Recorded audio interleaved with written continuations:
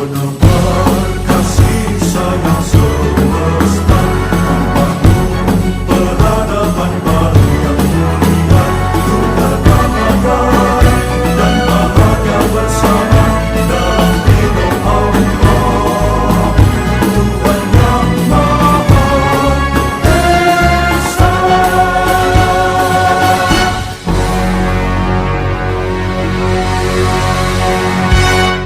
Assalamualaikum warahmatullahi wabarakatuh. Syekh al-Wajid, Syekh Muhammad Syafiq Halim alif hadal kitab. Al-Fatihah.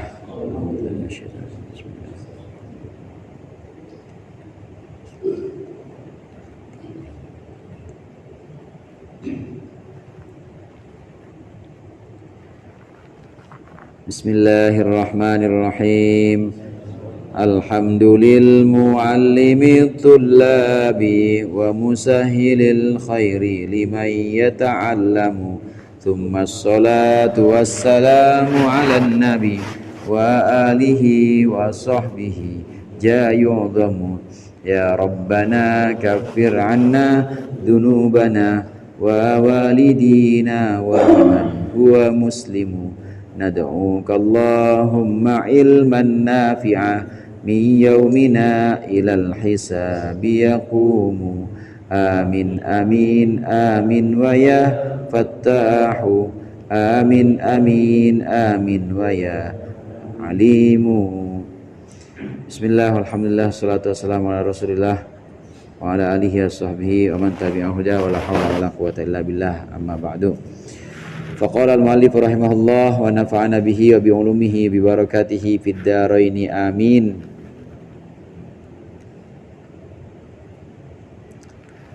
Wal yaqul min du'ai sahibi hadzal maqam wa munajatihi liwafiqa aqduhu qawlahu fi jami'i tasarrufatihi.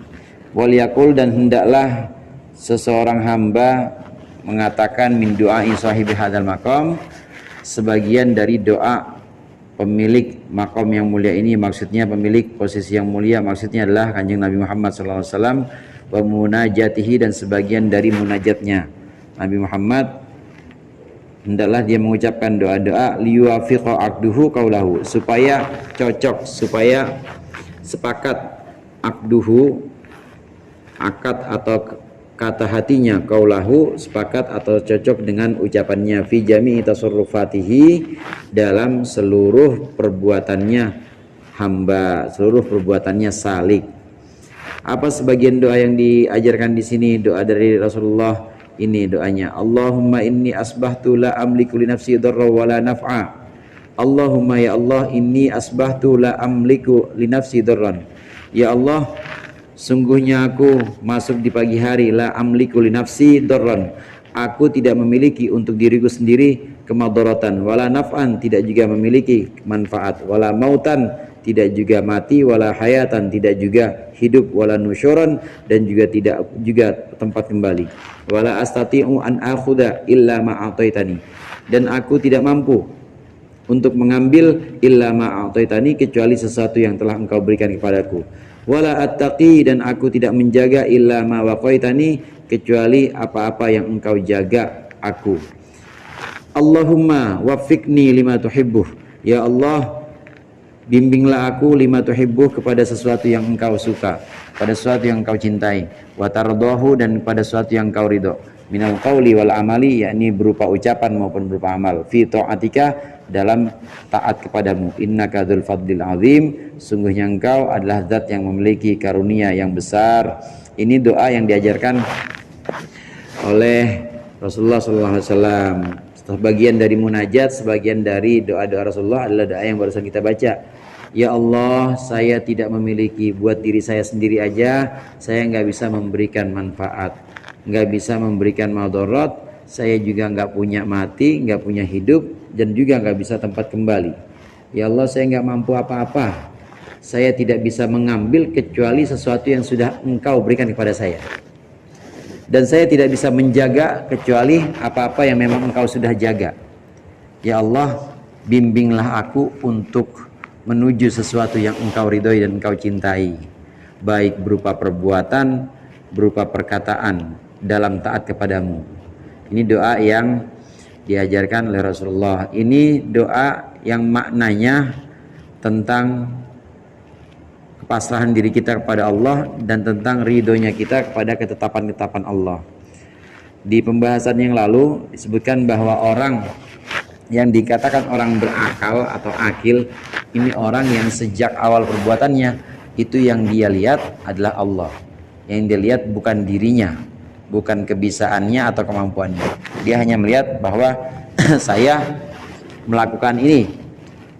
Dia hanya melihat bahwa saya melakukan ini bisa dibimbing karena Allah. Dia bisa melakukan ini karena memang sudah Allah tetapkan. Ini ciri-ciri dari orang akil atau orang yang berakal. Bedanya dengan orang ghafil, orang yang lalai, dia selalu menisbatkan atau menghubungkan amalnya, ibadahnya, perbuatannya dihubungkan dengan dirinya sendiri. Nah, Nabi Muhammad aja doanya seperti itu. Ya Allah, saya nggak miliki apa-apa. Saya nggak bisa mendatangkan madorot, nggak bisa mendatangkan manfaat buat diri saya. Untuk mendatangkan kematian saya nggak bisa, mendatangkan kehidupan juga saya nggak bisa. Ya Allah, saya nggak bisa mengambil apapun kecuali yang Engkau sudah berikan kepada saya. Dan saya juga nggak bisa menjaga apa-apa kecuali apa yang sudah Engkau jaga untuk saya. Ya Allah, bimbing saya untuk melakukan sesuatu yang Engkau cintai dan Engkau ridho, baik berupa perbuatan, perkataan. Semuanya itu perbuatan dan perkataan, bimbinglah saya untuk ketaatan kepadamu, dalam rangka taat kepadamu. Ini Nabi seperti inilah. Kita ya bukan Nabi, bukan apa, gaya banget. Udah nakal aja. Ya, saya bisa ini, saya akan ini. Maka harus dihilangkan itu, dikikis. Ini yang disebut juga dengan at-tabarri minal hauli wal quwwah, berlepas diri dari kebisaan dan kemampuan diri. Ada yang disebut dengan tadi at-tabarri minal hauli wal quwwah. Benar-benar merasa tidak bisa, benar-benar merasa tidak bisa, benar-benar merasa tidak mampu kecuali Allah yang menuntun kita. Itu ciri khasnya orang akil atau orang yang berakal. Terus kita gimana? Apakah kita harus diem? Sholat nggak? Kita sholat nggak?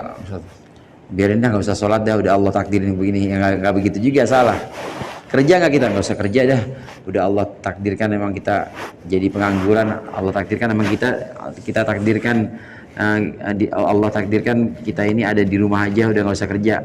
Begitu juga salah. Karena tetap harus berbuat. I'malu kullun muyassarun lima khuliqalah.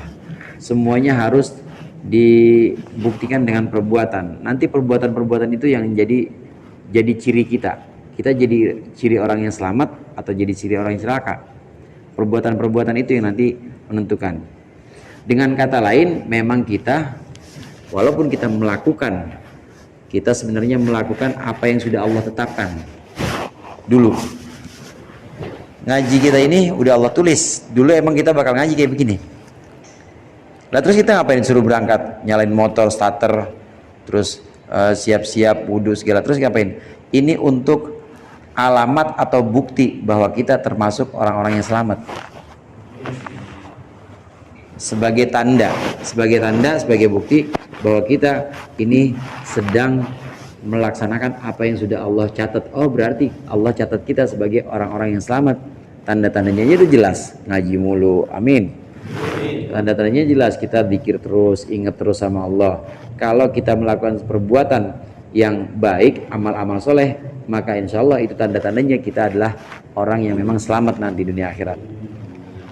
Apa yang sedang kita lakukan, ini yang sedang kita lakukan, dan apa yang akan kita lakukan, itu udah Allah tetapkan, udah Allah takdirkan. Sama halnya saat kita memilih mau pergi dari satu kampung misalnya, atau tetap di satu kampung, padahal di kampung itu ada wabah penyakit, ada pandemi, satu kampung itu lagi pokoknya menjalar, hampir semua orang kena. Nah, kita gimana? Apakah kita harus di situ? Pasrah aja dah, terserah Allah.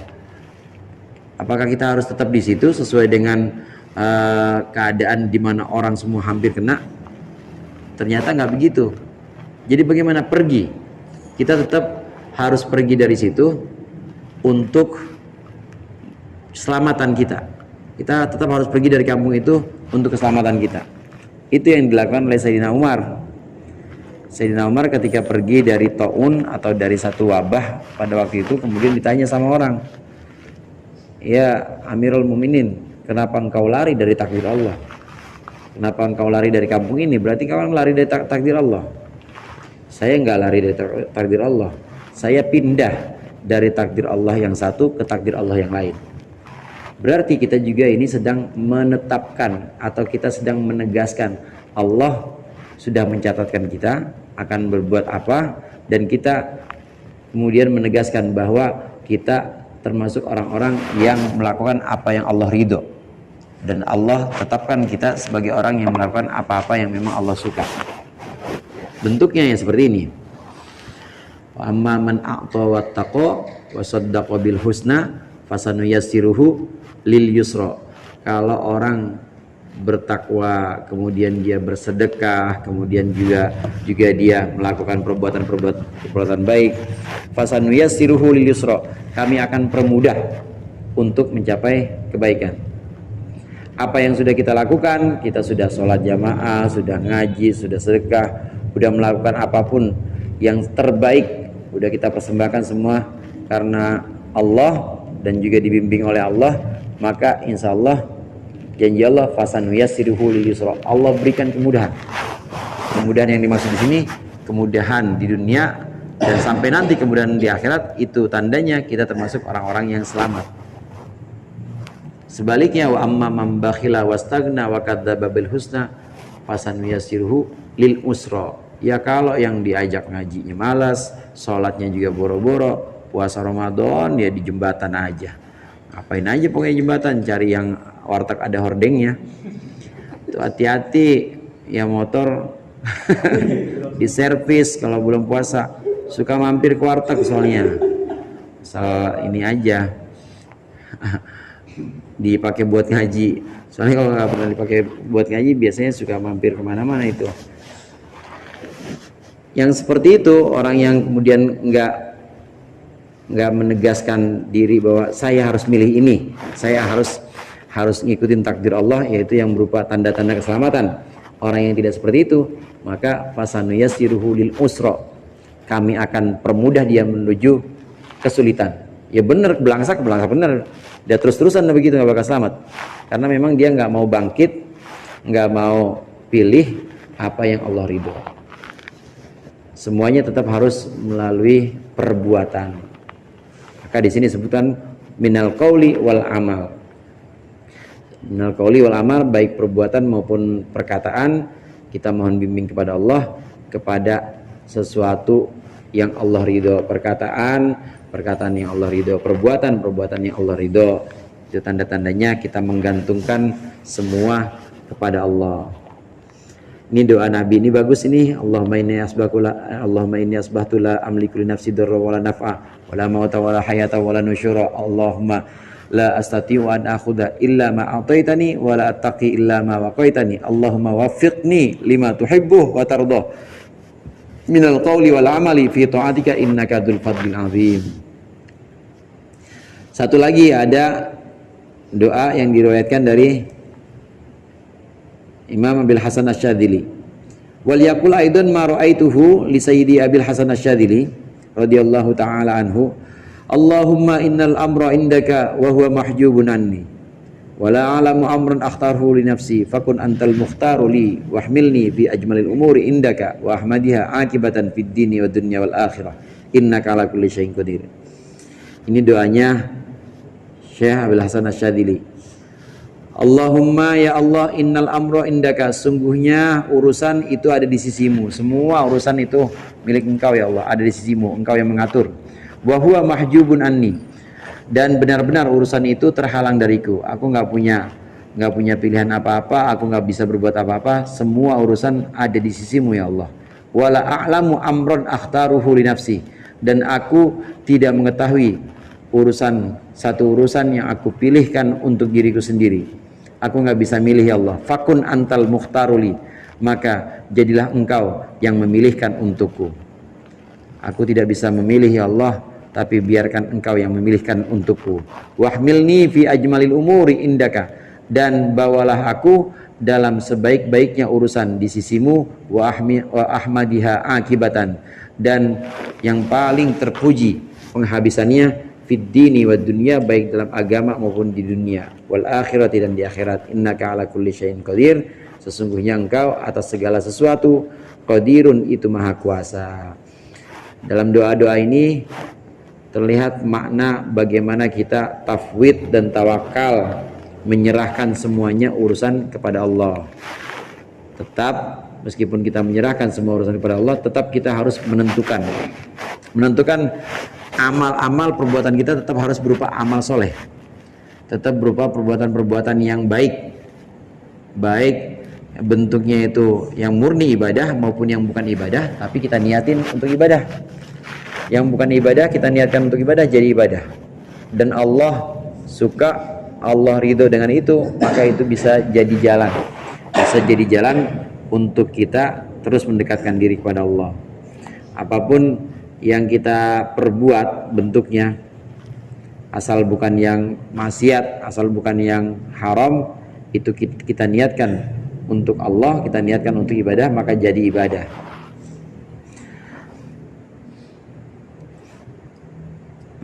Doa-doa ini, dua doa dari Nabi dan juga dari Syekh Abil Hasan Asyadzili, ini doa-doa yang mengandung makna pasrah, menyerahkan semua urusan hanya kepada Allah. Karena sungguhnya orang yang berakal itu orang yang justru lebih percaya kepada Allah dibanding kepada kemampuan dirinya sendiri.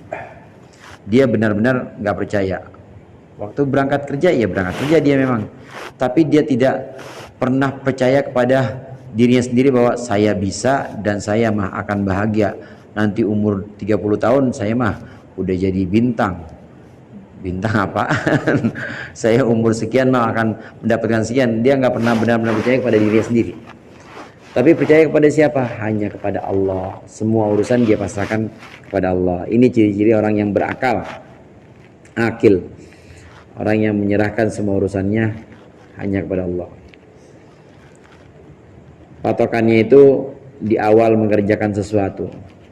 Kalau di awal mengerjakan sesuatu kita Allah yang kita ingat, maka insya Allah itu kita termasuk orang yang sampai kepada Allah. Tapi kalau di awal sesuatu yang kita ingat bukan Allah, kita ingat pada diri kita sendiri atau kita ingat pada yang lain pokoknya selain Allah, maka itu yang terputus dari Allah. Kalau terputus itu namanya terputus barokahnya. Perasaan cukup, perasaan banyak, tapi tahu kurang aja kurang. Beda sama yang dari awal memang sudah dari Allah. Berangkat ngaji Allah, nanti pulang ngaji Allah juga. Maka yang sering diingat hanya Allah. Godaannya itu biasanya nafsu, hawa nafsu. Nafsu kan dalam diri kita tuh selalu bisikin, selalu bergejolak. Ente kerja begitu gak cukup, coba ini lagi dah, cari kerjaan lain gitu. Urusan halal-halal mah nanti aja. Yang penting mah cukup. Terus hawa nafsu tuh dari sisi ini, dari sisi mampu atau tidaknya seseorang, itu hawa nafsu terus bisikin. Nah dari sisi lain dia bisa juga hawa nafsu itu kemudian menggoda dia. Hawa nafsu itu pengennya sesuatu yang tidak Allah tetapkan buat dia. Artinya ngelihat orang lain terus, ngelihat orang lain, oh dia bisa ya, dia begini, kok bisa ya, kok saya nggak bisa ya, terus ini lihat, ini hawa nafsu. Tidak ada cara yang paling tepat, cara yang paling kuat mengalahkan hawa nafsu kecuali kita terus pegangan pada Allah. Karena Allah yang bisa menuntun kita. Kalau kita lepas dari Allah, kita habis. Pasti kita akan kalah dengan hawa nafsu. Tapi kalau kita bergantung terus pada Allah, maka kita bisa itu mengalahkan hawa nafsu. Itu musuh yang paling sulit orang adanya dalam diri kita soalnya. Wallahu a'lam bishawab.